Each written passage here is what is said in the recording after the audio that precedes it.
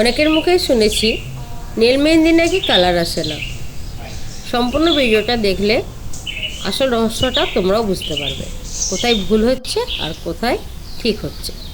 দেখো আমি কীভাবে বানাচ্ছি, সেভাবে বানালে নিশ্চয়ই কালার আসবে। দেখো দেখো কত সুন্দর কালার এসেছে, তাই না?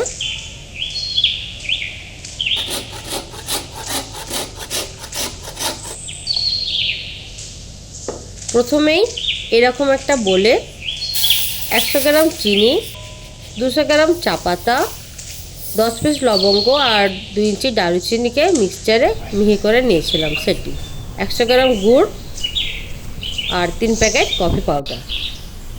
এবার একটা খুন্তির সাহায্যে সবগুলোকে ভালো করে মিক্স করে নিতে হবে এইভাবে।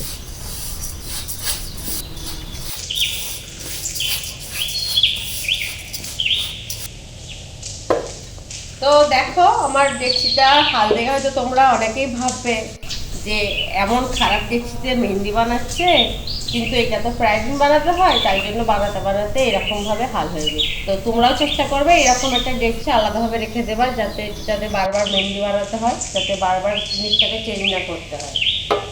দেখো সব মিক্স যেটা করেছিলাম আমি সেটা এর মধ্যে ঢেলে দিচ্ছি। এরকম একটা বাটি বসাবো, তার জন্য মেজারমেন্ট করে একটা জায়গাটা আমি করে নিচ্ছি এর মধ্যে।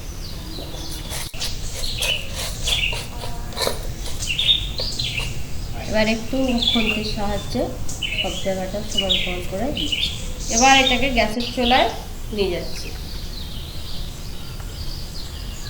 গ্যাসের চুলায় মিশ্রণটি এবার বসিয়ে দিচ্ছি। কিছুটা আটাকে ছেড়ে নিয়েছিলাম, নেওয়ার পরে এইভাবে ডেকচির মুখে আটকে দিতে হবে, যাতে ভিতরের ভাবটা বাইরে না বেরিয়ে আসে। তাই জন্য এইভাবে আটাটা দিতে হয়।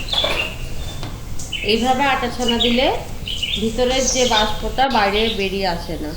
তোমরাও চেষ্টা করবে এইভাবে দিতে। এবারে একটা বাসন ওপর দিয়ে এইভাবে প্রেস করে দিচ্ছি। এবার প্লেটের মধ্যে বেশ কিছুটা জল দিয়ে দিচ্ছি।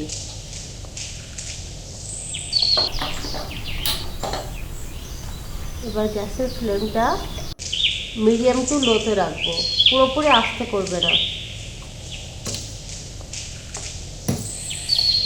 এবার একবার চেক করে নেবো, তো তাই জন্য জলটা তুলে নিচ্ছি কতটা হলো দেখার জন্য। দেখো এখনো কিন্তু এটা নরম আছে, এটা আর একটু হবে। মাঝে মাঝে খুলে দেখার কারণ একটাই, যাতে ভিতরে তেলটা পুড়ে না যায় আর বাষ্পটাও যাতে বেরিয়ে না আসে, সেদিকটা একটু ভালো করে খেয়াল রাখবে।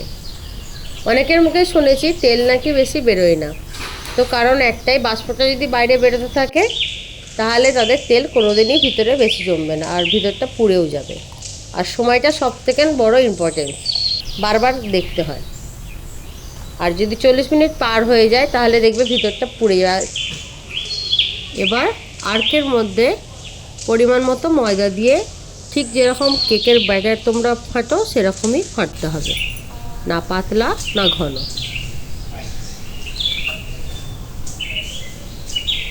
দেখো কত সুন্দর গাঢ় রং এসেছে। আমি সারা রাত্রি দিয়ে রেখেছিলাম। এর থেকেও যদি তোমরা গাঢ় রং পেতে চাও তাহলে আর একবার লাগিয়ে নিও।